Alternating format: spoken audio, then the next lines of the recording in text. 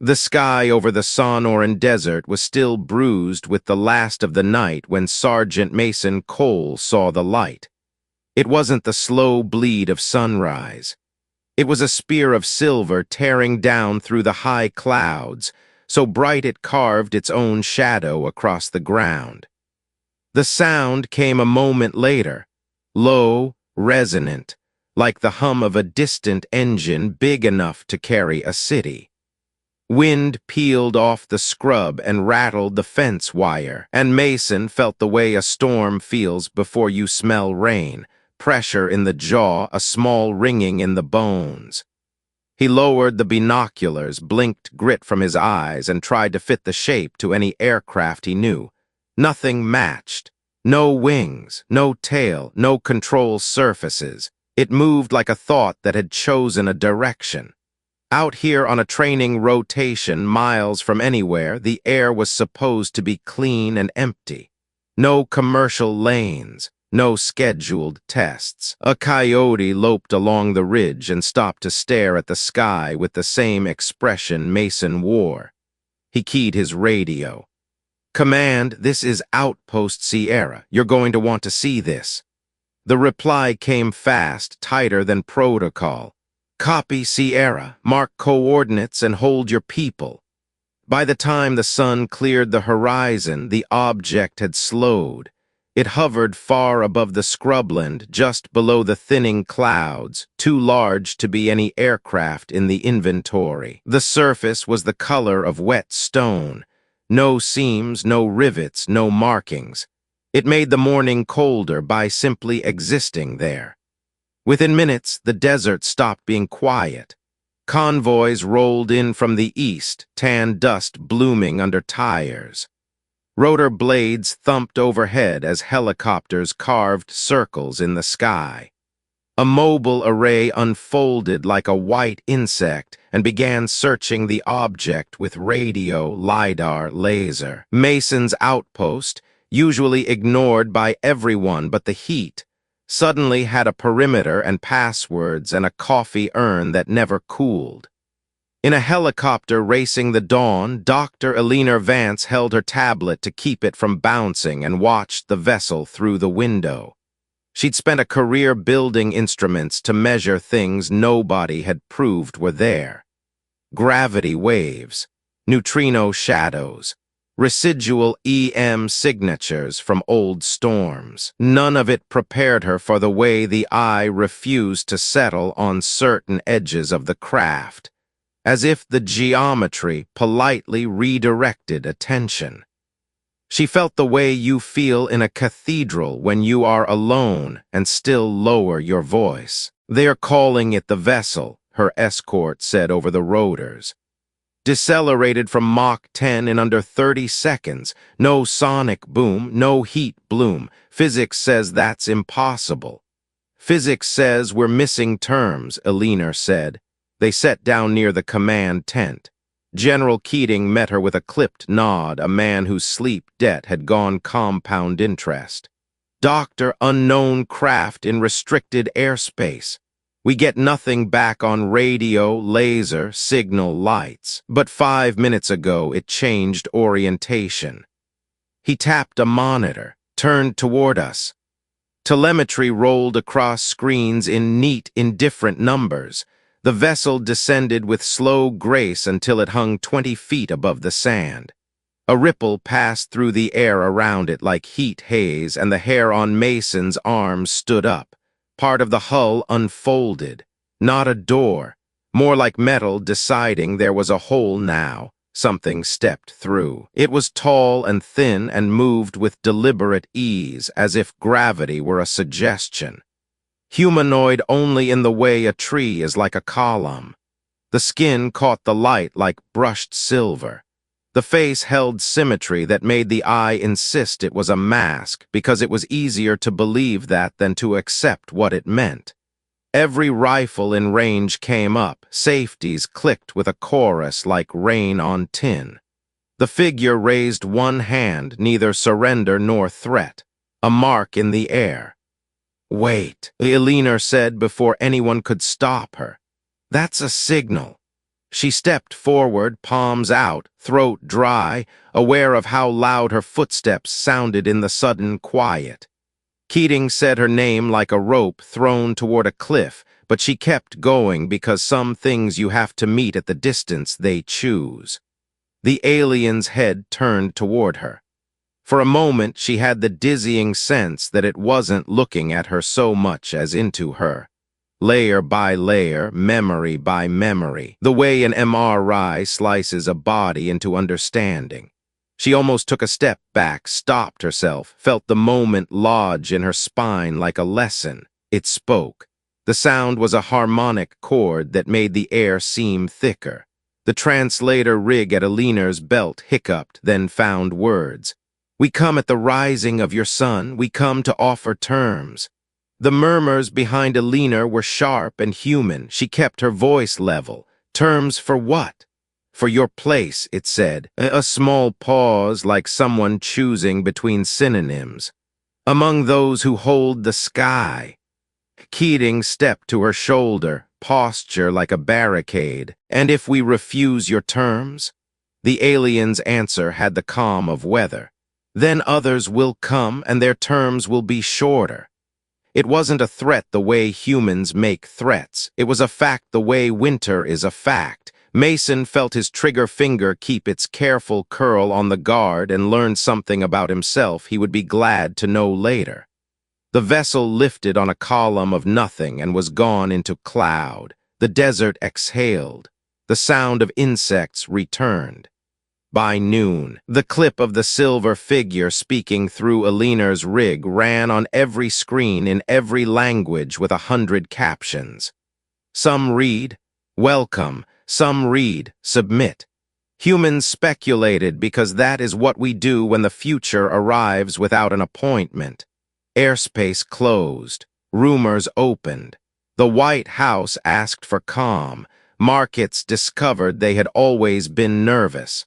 Dorm rooms drafted manifestos. A preacher on a street corner in Tucson decided the rising of the sun had never been a metaphor and changed his sermon accordingly. At the United Nations, the Security Council met under lights that made everyone look older.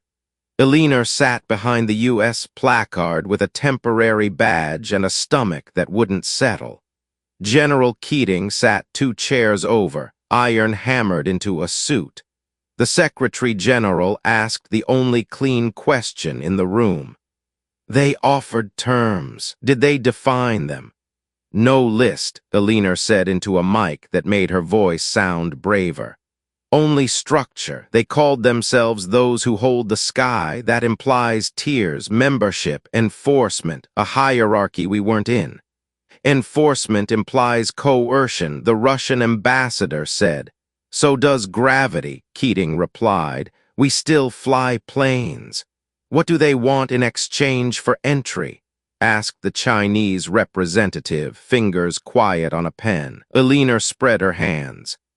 Contact protocol came with an embedded star map, a rendezvous labeled Dawn Station on the far side of the moon. 48 hours, send your voice, that's the phrase they used. Voice as in delegation, France asked. Voice as in ship, Keating said. Their courier said, come as you intend to be seen, singular, one ship.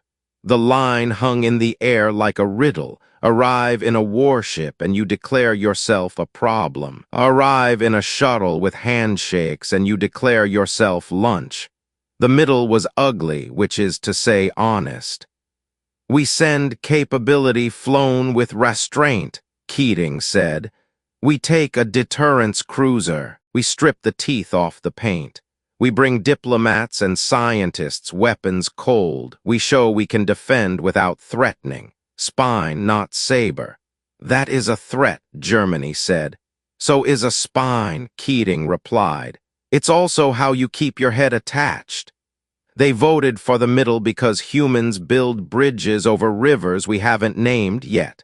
The resolution authorized a joint mission under a UN mandate led by the United States with seats for partners. One ship, one voice, a warship flown like a promise.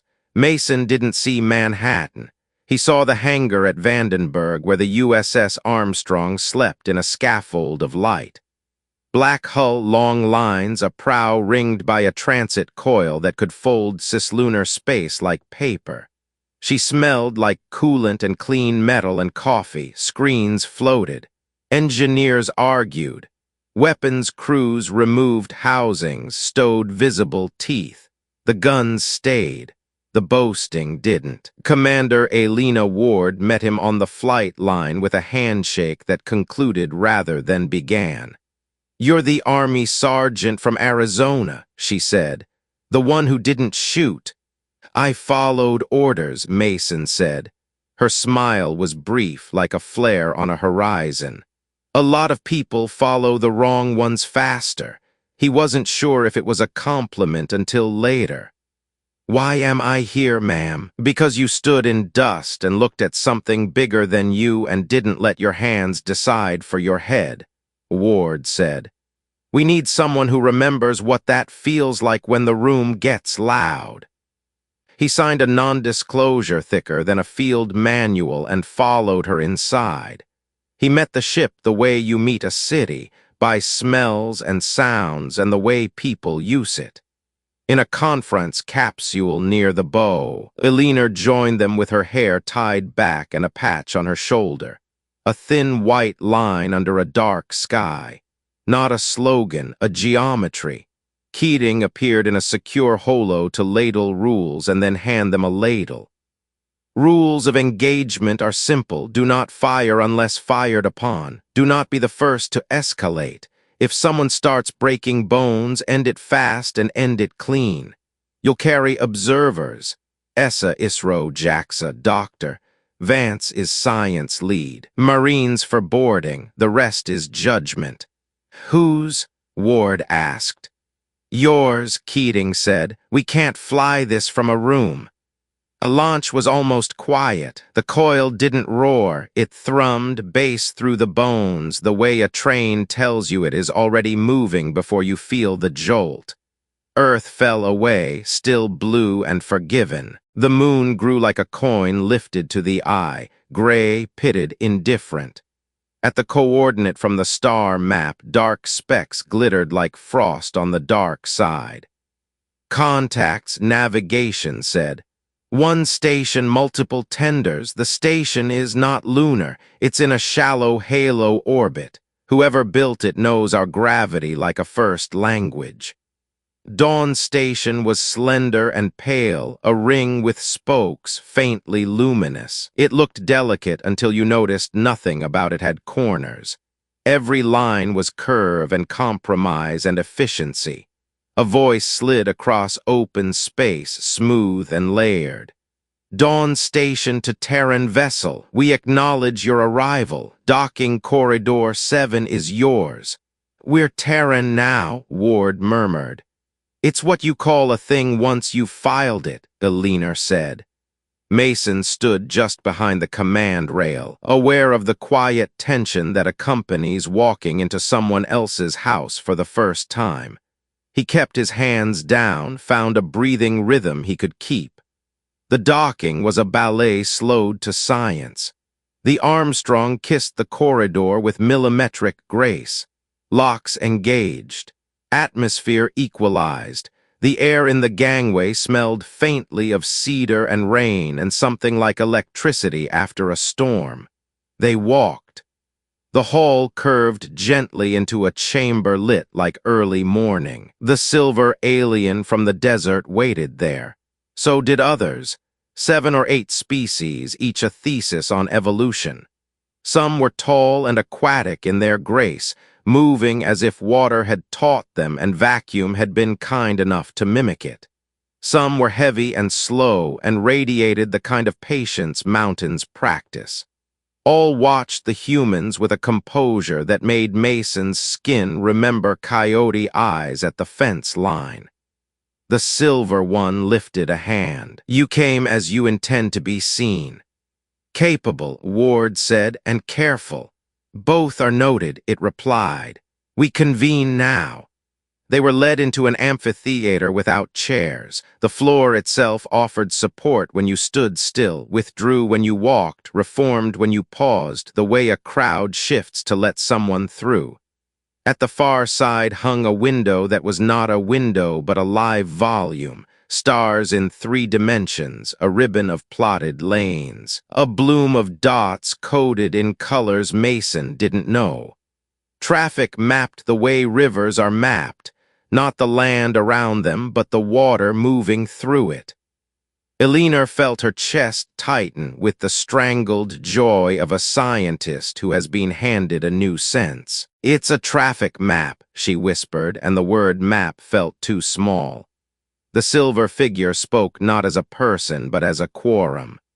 "We hold these lanes so that the weak cross without being devoured. To join is to accept duty. To refuse is to accept isolation. Both are permitted, neither is cheap." Ward kept her voice even. "And the terms? Exchange of law, proof of restraint, proof of resolve, tribute of effort, not coin. If you take protection, you give protection. If you brandish a blade, you hold it by the rules. If you break, we break you. If you hold, we hold with you." It was a creed more than a contract, a way to live rather than a thing to sign. Eleanor felt it settle like a weight and recognized the temptation in it, order offered by someone else's hand. Mason watched reflections in the knot window and saw long shadowed shapes farther down the docking ring, smaller than the vessel, sharper. "We're not the only ones who came as we intend to be seen," he said under his breath. "I know," Ward replied. "Welcome to the room." The star volume shifted. A region near Earth's orbit bloomed red. "This lane is unheld," the silver said. "Predators gather, show us your voice." "Meaning?" Eleanor asked. "Meaning," it said almost gently, "you will hold it or you will not." "You invited us at dawn," Ward said. "Now you want us to walk out at noon and prove we can stand." "Terms," the alien said, a hint of approval in the word. "Welcome to the sky." Ward signaled the Armstrong. "Prep for departure on my mark. Plot the lane they just lit." "Captain," the ESA observer whispered, "are we agreeing without a vote?" Ward didn't answer him. She answered history. "We'll take the lane." The knot window dimmed and the room exhaled. The test began not with a shot, but with a shared understanding that the next thing that happened would be a sentence about humans told by people who were not human. The Armstrong undocked with a precision that felt ceremonial because it was. A statement that said we can do the delicate thing as well as the hard one. The pale ring of Dawn Station rotated in silence behind them like an unblinking eye. Ward sat forward. "Navigation, intercept for the red zone." "Loaded," Enav said. "Cruising coil, 4 hours 27. Do it in 3. The coil's hum deepened, a sound you felt in your teeth. Stars smeared on the board and then snapped true when they dropped. The red zone lay where the map said it would, just beyond the moon's far orbit. A slice of space everyone had mapped and nobody had owned. Mining stations glimmered like small cities under curfew. "What exactly are we walking into?" Eleanor asked. "Think Somalia 2080, the sensor chief said without looking up. But in vacuum, raiders, slavers, salvage crows, no central command, plenty of teeth. And now they know someone's coming to tell them there's a cop on the corner," Ward said. Keating's voice came over a compressed link from Earth. "Hold it like you mean it. Make that lane safe for 3 weeks and they stop seeing you as applicants. They start seeing you as competitors." "Competitors in what?" Mason asked. "In survival," Keating said and cut the line like a teacher who knows the homework's already due. The first hours were quiet, which is not a thing Ward trusted. The Armstrong flew the lane with weapons cold and locks ready, a paradox that felt like adulthood. Freighters tested the open ground the way prey checks a field before stepping into it, waiting to see who else waits. Sensors watched the belt for glitter that moved wrong. "Multiple contacts," the sensor chief said at last. "Two freighters under pursuit, vectoring hard toward the rocks. 6 small craft, high thermal, weapons likely hot." Ward didn't breathe for a beat. Then, "Intercept, broadcast on all channels." "Unidentified vessels in Sector Delta 7, comms said, voice crisp into the dark. "This is the Terran vessel Armstrong operating under Dawn Station Engagement Protocol. Break pursuit and alter course." The raiders accelerated. Ward's tone was steel-filed smooth. "Target lead ship's drive array. Disable, don't destroy. Fire when in range." Forward batteries pulsed. On the display, a raider's stern blew into a flower of metal. It tumbled, lights dying. The others broke form, 3 swinging toward the Armstrong, 2 trying to finish the freighters, 1 hanging back like a coward or a genius. "Mason," Ward said without turning, "you have boarding clearance if anyone gets cute." "Yes, ma'am," he said, already moving. In the Marine Bay, he sealed his helmet, checked his team, looked at the boarding pods waiting like bullets in a cylinder, and felt his pulse settle. The pod slammed forward, inertia punched him into the harness. Then there was the raider's hull rushing up, clamps biting, a cutter whining the way bees do when they are certain you've provoked them. Inside smelled like ozone and fatigue. The corridors were narrow, painted in a color that had once been hopeful. Crew moved with insect speed on jointed limbs. They came with blades and shock rifles and a rhythm that might have been a song about death in their language. Mason's team didn't let them finish it. They cut forward 2 doors at a time and took the bridge by the part of the human brain that knows exactly where to be when the floor wants you elsewhere. "Target secure," Mason said into the net. "Minimal resistance." "Copy," Ward said. "Stand by for tow." By the time the patrol was done, the freighters limped toward safe lanes under escort. 2 raiders were captured, 3 driven off. No human dead. Alina stood at the tactical table and watched the red of the lane on the map desaturate like a bruise fading. "They're watching the metrics," she said.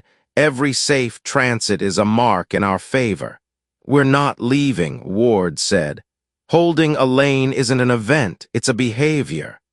The belt drifted past, and for the first time it didn't look empty to Mason. It looked held.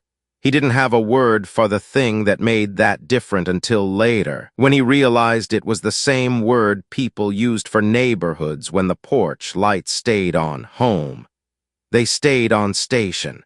They slept in shifts, the way soldiers sleep when the next hour is the answer. They repaired a freighter no one else would have gotten to in time. Ward answered a hail from Dawn Station and answered it again when the subtext changed from "well done" to "remember who invites whom." Days bent into each other. The line held because people held it. At the end of the first week, Ward stood at the forward viewport and said nothing for a long time. Then she said, "Next time they won't test our aim, they'll test our patience." No one argued. Everyone went back to work. Ward didn't sleep that night, though the chrono insisted morning had come twice. She walked the length of the Armstrong's observation deck, letting her boots echo, and watched the lane they had claimed. Out there, every freighter that slid past was a silent vote. Each captain choosing this route over a safer detour was saying, "We trust you more than we fear them." That trust was a currency more precious than credits, and once lost, it could not be minted again. Alina joined her, holding 2 steaming mugs. She handed one over. "I'm guessing you're thinking about the next patrol." "I'm thinking about Rome," Ward said. Alina raised an eyebrow. "History." "The old empire," Ward replied. They built roads so merchants and soldiers could move fast. They called it civilization. But a road is only civilized if the people walking it aren't afraid of who they'll meet. Eleanor sipped her coffee. And if the road is free for all, not just those who can pay the toll. Ward nodded. We could tax this lane tomorrow and fund the next 10 missions, or we could keep it open and show them what restraint looks like. History says both choices will echo longer than the battle that gave us the option. Mason, leaning against the bulkhead behind them, had been quiet long enough for the conversation to feel private. But he spoke now, voice low. My grandfather used to tell me about the freedom convoys back on Earth. Volunteers running supplies through war zones even when the fighting wasn't theirs. Said the hardest part was not taking sides, just keeping the road clear. That's the job, Ward said. Not to decide who deserves to walk it, only that anyone can. Down in the mess, younger crew gathered around old vids from Earth's history, grainy footage of merchant ships in the Mediterranean, camel trains in the Silk Road's dust, wagon trails across the American frontier, different continents, different centuries. Same truth, whoever holds the line decides the shape of tomorrow. But the lesson that ran beneath all those stories was sharper. Those who hold the line can become what they protect against if they stop asking why they're holding it. The next test came not with guns, but with whispers. A sleek freighter flagged them down at mid-shift. The captain, a sharp-eyed trader from the Trinari Union, claimed to have intelligence on a major raider base. Coordinates, he said, in exchange for priority escort status for my fleet, preferential docking, a little bending of the schedule. Ward listened, stone still. The room knew her answer before she gave it. We don't trade safety for favors. If you have the coordinates, give them. If not, don't waste my time. The captain smirked. And if my information could save lives? It's not worth the cost of making protection something you buy, Ward said, tone flat as iron. Because the next person who can't pay dies. After the channel closed, Mason asked the question the younger crew were thinking. What if his intel was good? Ward didn't blink. Then we'll find the base without owing anyone our integrity. The day we charge tolls for a lane we claim is safe for all, we've already lost. It wasn't the answer of a soldier hungry for victory. It was the answer of someone who understood that the hardest wars were fought against temptation, not just the enemy. Later that week, Eleanor and Mason were on the sensor deck when they caught an anomaly. A convoy of small craft drifting without beacon, hulls scorched. Survivors clung to life in the thin air inside, patched walls trembling with every vibration. They'd been hit not to steal cargo, but to send a message. This is still our territory. As the medics worked, Eleanor leaned close to Mason. It's easy to think our job is shooting pirates, but this, she gestured to the injured, this is why holding the line matters. If we fail, it's not just numbers on a report. It's people who never make it home. Mason watched a medic lift a child from one of the pods, the kid's wide eyes reflecting the Armstrong's lights. In that moment, the mission wasn't about Earth's place in the sky or about alliances and star maps. It was about the simple, ancient truth that if you can stop harm and don't, you've chosen the side of harm. The reports went back to Dawn Station. So did the numbers. Convoys through the lane had doubled since Armstrong took station. Attacks had dropped by nearly 70%. But in the darker corners of the network, chatter grew about testing the humans harder. Ward knew what was coming. First they test your aim, she told her crew. Then they test your patience. After that, they test your soul. The warning came in the middle of third shift when the ship was at its quietest. A soft chime on the tactical board, a blinking arc of crimson, and then the sensor chief's voice cutting through the comm. Multiple bogies vectoring fast from the outer belt, 20-plus signatures, mixed mass, mixed drive types, raiders, and someone bigger. Ward was on the bridge in less than 60 seconds, hair still damp from a rushed rinse. She scanned the board and saw what the crew had already seen. This wasn't a hunt. It was a demonstration. Someone was bringing force in bulk, knowing humans were here to see it. Elena appeared moments later, sliding into her seat at the science console. "That largest return," she said, eyes narrowing, "isn't just a raider flagship. That's military grade. Someone's backing them." Ward didn't look surprised. Predators don't test new guards unless they think they can win the PR war, too. Mason arrived with the Marine detachment locking into the bulkhead behind the command rail. He glanced at the display, then at Ward. "This isn't going to be a quick disable and drift, is it?" "No," Ward said. "This is history testing us, and history doesn't care how ready you feel." They had hours before contact, but Ward used them like a commander who knew that battles were won in the spaces between decisions. She called the crew to a briefing, the entire ship linked by holo.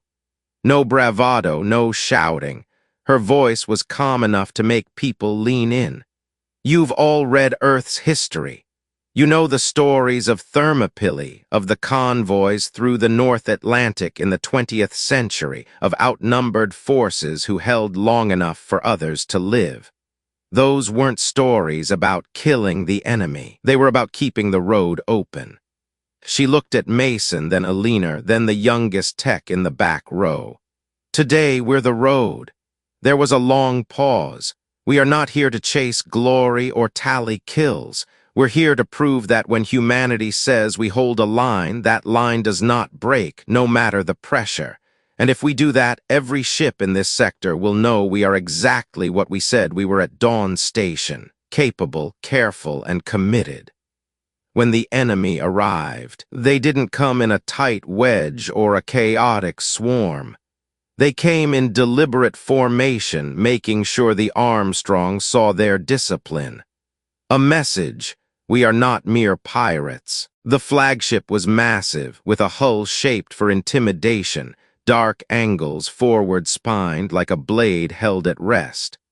Around it darted smaller craft, all armed, all weaving in a way that made targeting solutions harder. "Broadcast," Ward ordered. "Unidentified vessels, comms intoned. You are entering a protected lane under the authority of Dawn Station and the Terran fleet. Alter course immediately or face enforcement action." The enemy replied almost instantly, the voice a gravel-deep growl translated into basic. "We recognize no Terran authority. We recognize strength. Show it or be removed." Ward muted the channel and smiled faintly. "Ah, the oldest negotiation tactic in history and the dumbest." The first exchange was clean, controlled, Armstrong's forward batteries disabling 2 lead ships without killing them, sending them drifting. But the rest pressed on, firing plasma lances and kinetic flechettes. Shields bloomed with white light. The bridge shook, but the coiled drives held. Mason's team launched in boarding pods to intercept a strike corvette trying to bypass them toward a convoy. The fight inside was brutal, close quarters, smoke and sparks, the smell of scorched composites.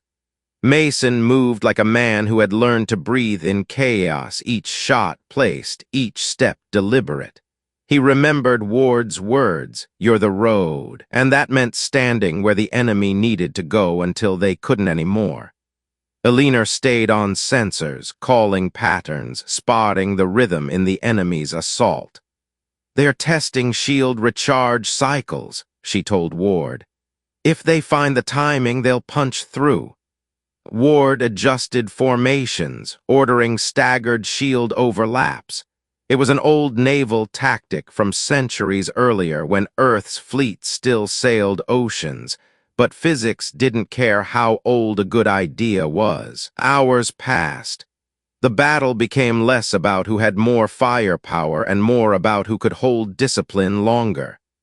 The enemy's smaller craft began breaking off, unwilling to be disabled and towed. The flagship lingered, exchanging fire like a duelist refusing to concede, until Ward sent a tight beam message, not to the bridge but to their engineering section. A data packet showing she had mapped their drive's cooling cycle and could melt it at will. The flagship withdrew without another shot. The lane was quiet again. Wreckage drifted in slow arcs. Medics tended the injured. Salvage crews secured disabled craft. And in the Armstrong's mess, the crew sat in silence for a long time before anyone spoke. Mason broke it. "Feels strange. We fought, we won, but it's not victory I feel." Elena nodded. "It's stewardship. We're not conquerors. We're caretakers." Ward set down her cup.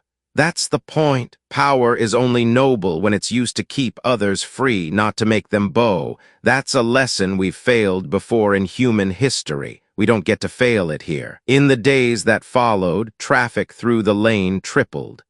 Dawn Station sent a terse message. "Observation complete. Performance satisfactory. Status, provisional membership."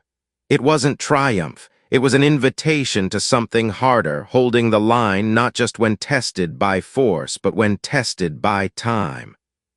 Ward looked out at the stars and thought of all the roads humans had kept open and all the roads they'd lost. She intended this one would be different. 3 weeks after the battle, the name Armstrong was being whispered across every trade channel. Not just near Dawn Station, but in systems where no Terran ship had ever gone. But with fame came the quiet waves of politics. Ward got a secure call on a channel only the Alliance Strategic Council used.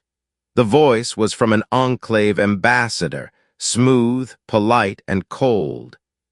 "Commander Ward, congratulations on your recent success, but your continued presence in the Helios corridor is creating imbalance." Ward knew this wasn't an invitation to leave, it was a warning. "Balance," she said slowly, "isn't keeping every power equally strong. Balance is making sure the weak aren't crushed. If us being here upsets that, then maybe it wasn't balanced in the first place." In the science lab, Elena Vance was buried in fresh reports.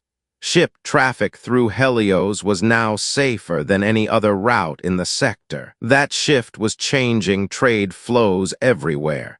She knew what would happen next. Those who thrived on chaos would try to break this peace.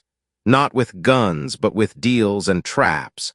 Mason stepped in, no armor now, but still carrying the alertness of a man who never really went off duty. "You hear? They want to set up a security oversight committee for this lane, and guess who's supposed to run it?" Elena didn't need to guess. "Someone who wants us gone." Ward called the senior staff to the strategy room. On the table, she laid out an old map, not of star systems, but of Earth's ancient trade routes. The Silk Road, Roman sea lanes, Atlantic shipping paths. "History doesn't just teach how to build trade routes," she told them. "It teaches how we lose them, not always from war, sometimes from greed, sometimes because we let someone else redefine our mission." She looked each officer in the eye. "We will be tested, not on our ability to fire weapons, but on our ability to refuse becoming what our enemies want us to be." The first test came fast. A convoy of freighters begged for escort, carrying food to a colony hit by famine. At the same time, a suggestion came from the council. Protect the convoy, but also enforce a new import tax to cover security costs. The money would go into a fund the Terran fleet had no control over. Ward didn't take long. "We'll escort them. No tax. We don't turn aid into a product." The decision spread across the trade networks in hours. On the open channels, traders called it the Armstrong lesson, power used to protect, not to squeeze. In private rooms, they called it something else. The Terran problem, a power that didn't play by the old rules. A week later, Alina received a secure packet labeled Horus Fragment. It held leaked council plans for a staged security incident. Fake pirates, fake victims, blamed on the Terran fleet, giving them a legal reason to pull Armstrong out of Helios. She brought it to Ward and Mason. "We could go public," she said, "but if we do, we walk right into the media war they've set up." Ward thought for a long time. Then she said, "No, we stop the plan before it happens. History won't care about what we say about ourselves. It will care about what people saw us do." And so Armstrong began shadowing the bait convoy the council had arranged. When the real hired raiders moved in to stage their attack, the humans were already waiting. Engines hot, weapons primed, shields lit like a wall of steel and light. The fight was short. Too short for the cameras the council had planted to catch anything but retreating pirate ships. The incident report reads simply, "No losses, no breach, convoy safe." And for the first time, the council's voice on the line sounded less like command and more like caution. Ward closed the channel, turned to her crew, and said quietly, "That's how you hold a line. Not just against the enemy, but against the hands that try to pull you off it." The Helios corridor stayed quiet for the next month. Too quiet. For the crew of Armstrong, it was a strange kind of victory, one measured not by headlines or medals, but by the absence of distress calls. Merchant ships began traveling without extra escorts. Convoys arrived ahead of schedule. Word spread that if you saw a Terran ship holding station on your route, you could relax. That peace carried a weight. Mason noticed it one night while walking the observation deck. He stopped beside Alina, who was watching the slow sweep of the stars. "Feels odd," he said, "winning by not fighting." Alina smiled faintly. "Holding the line isn't about destroying what's on the other side. It's about making sure it never crosses. Sometimes the best win is when nothing happens at all." One morning, a small ship approached the lane. No cargo, no escort, just a single pilot in an old transport. Ward almost denied docking until the ID came through. A Trinari merchant who'd once tried to bribe her for protection. He stepped off his ship without guards and handed her a sealed container. Inside was a piece of carved stone worn smooth with age. "It's from my homeworld," he said. "A marker from the old road that crossed our northern desert. My ancestors traded on that road for centuries until warlords claimed it. Trade ended. Families starved. You remind me of the time before that." Ward didn't answer right away. She looked at the stone in her hands, feeling the weight not of rock but of meaning. "You kept this for generations," she said finally. "And I'm giving it to you," the merchant replied, "because you keep something now that matters just as much." That night, Ward stood on the bridge alone, the stone resting beside her console. She thought about the history books back on Earth, the ones filled with wars, broken treaties, failed empires. Too many roads lost because those who held them forgot why they stood guard in the first place. She had no illusions. The peace in Helios wouldn't last forever. New threats would come, louder, smarter, hungrier.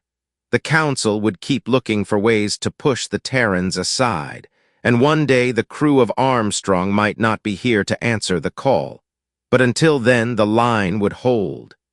When Dawn Station sent their final report, it was short. "The Terran fleet has proven its value. Helios remains secure. Recommend permanent assignment. There were no cheers on the bridge when Ward read it. No champagne, no speeches. Just a quiet nod between shipmates who understood the work wasn't over. It never was.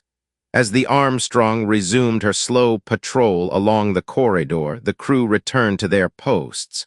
Outside the forward viewport, the stars glowed in their endless silence. Mason broke it with a soft chuckle. Think anyone out there really understands why we do this? Ward looked at him, then out at the darkness beyond.